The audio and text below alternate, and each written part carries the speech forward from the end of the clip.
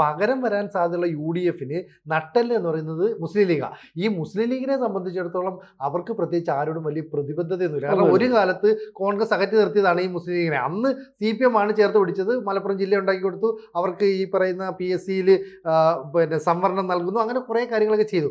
അതുകൊണ്ട് തന്നെ ഇത്തവണ ഒരു പക്ഷേ UDFന് അധികാരത്തിലേക്ക് വരാൻ കഴിഞ്ഞില്ലെങ്കിൽ, അല്ലെ കോൺഗ്രസിന് വേണ്ടത്ര സീറ്റ് കിട്ടിയില്ലെങ്കിൽ മുസ്ലിം ലീഗിൻ്റെ സീറ്റും ഒക്കെ ആയിട്ട് പതുക്കെ മുഖ്യമന്ത്രി പിണറായി വിജയൻ എടുത്തത് അല്ല ഞങ്ങളും കുഴപ്പമില്ലാതെ കൂടെയൊക്കെ നിൽക്കാൻ പറ്റും എന്ന് പറയുന്ന ഒരു അവസ്ഥയിലേക്കാണ് കാര്യങ്ങൾ നീങ്ങുന്നത്. ജനങ്ങൾ ഇത് കണ്ടുകൊണ്ടിരിക്കുകയാണ്. കാരണം മുസ്ലിം ലീഗ് ഇവിടെ അധികാരത്തിലേക്ക് വന്നു കഴിഞ്ഞാൽ സ്വാഭാവികമായിട്ടും ഉപമുഖ്യമന്ത്രി സ്ഥാനം ചോദിക്കും. ഉപമുഖ്യമന്ത്രി സ്ഥാനം ചോദിക്കുമ്പോൾ പിന്നീട് കാര്യങ്ങളെല്ലാം നിയന്ത്രിക്കുന്നത് മുസ്ലിം ലീഗിൻ്റെ എന്ന് പറഞ്ഞാൽ ഒരു പ്രത്യേക മതവിഭാഗത്തിൽപ്പെട്ടവരുടെ കയ്യിലേക്ക് പോകും. അതിനെക്കാട്ടും നല്ലതല്ല ഇടതുപക്ഷം ഭരിക്കുന്ന മതേതര പാർട്ടിയാണ്, വർഗീയത ഇല്ലാത്ത പാർട്ടിയാണ്.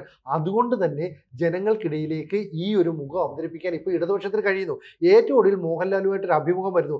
ഈ അഭിമുഖത്തിൻ്റെ ഇരുവരും കൂടെ അഭിമുഖത്തിന് ശേഷം നടന്നു വരുന്നതിൻ്റെ ചിത്രങ്ങളൊക്കെയാണ് ഇപ്പോൾ ഏറ്റവും അധികം ചർച്ച ചെയ്യുന്നത്. അപ്പോൾ ഇതുവരെ തുടങ്ങാത്ത PR വർക്ക് ഇതാ CPM തുടങ്ങി വെച്ചു.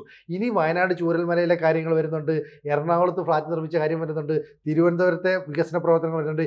ഇതെല്ലാം വലിയ PR വർക്കായിട്ട് അങ്ങോട്ട് വന്നാൽ ഒരു പക്ഷേ കോൺഗ്രസിനോ BJPക്കോ ആ സുനാമിയെ തടഞ്ഞു നിർത്താൻ കഴിയുമെന്ന് പോലും സംശയം വരില്ലേ? തീർച്ചയായിട്ടും കോൺഗ്രസിനെ സംബന്ധിച്ചിടത്തോളം സിനിജി പറഞ്ഞതുപോലെ നയിക്കാൻ ഒരു നേതാവില്ല, ഒരു നേതൃത്വവും ഇല്ല കേരളത്തിൽ അവർക്കെന്നുള്ളതാണ്. അധികാരത്തിന് വേണ്ടി കിടന്ന് ഇങ്ങനെ പിടിവലി നടത്തുന്നു. സതീശൻ ഒരു വഴിക്കൂടെ ഓടുന്നു, പുതുയുഗ യാത്ര എന്ന് പറഞ്ഞുകൊണ്ട് കേരളത്തെ പുതിയ കേരളം സൃഷ്ടിക്കാനായി ഞങ്ങളിതാ ഇറങ്ങുന്നു എന്ന് പറഞ്ഞുകൊണ്ട് അങ്ങനെ ഒരു പക്ഷെ ഇതൊക്കെ പറയുമ്പോൾ കേരളം വീണ്ടെടുക്കുക, കേരളം എങ്ങോട്ടോ പോയി വീണ്ടെടുക്കുക, കാണാനില്ലാത്തൊരു സാധനം കണ്ടെടുക്കുക എന്ന് പറഞ്ഞ രീതിയാണ് സതീശൻ. അങ്ങനെ ഓടിപ്പാഞ്ഞ് നടക്കാണ്. പക്ഷേ ഈ എന്താ പറയുക, ബുദ്ധിയുള്ളവർ ഈ മൗനം പാലിക്കും. മൗനം വിദ്വാനുഭൂഷണം എന്ന് പറയുന്നത് പോലെ പിണറായി വിജയൻ ഇപ്പോൾ മൗനത്തിലാണ്. കാരണം പിണറായി വിജയൻ അറിയാം എങ്ങനെയാണ് മൂന്നാമതും അധികാരം പിടിക്കേണ്ടത്, അത് ഏത് വഴിക്കൂടെ പോകണം എന്നുള്ളതൊക്കെ.